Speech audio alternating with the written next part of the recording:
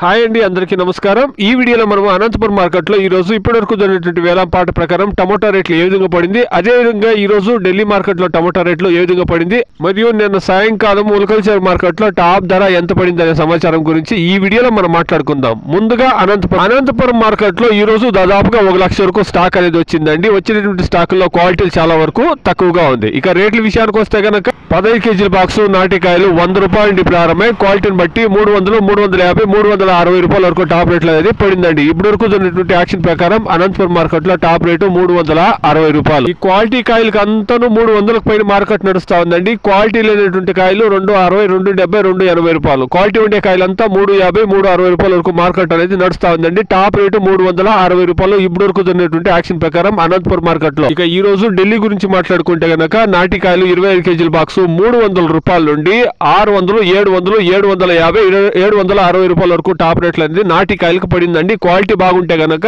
720, 750 రూపాయల వరకు నాటికాయలు అమ్ముతా ఉంటారండి ఢిల్లీ మార్కెట్. ఇక ముల్కల్చర్ మార్కెట్ విషయానికి వస్తే గనక నేను సాయంకాలం టాప్ రేట్లు అనేది పెరిగిందండి.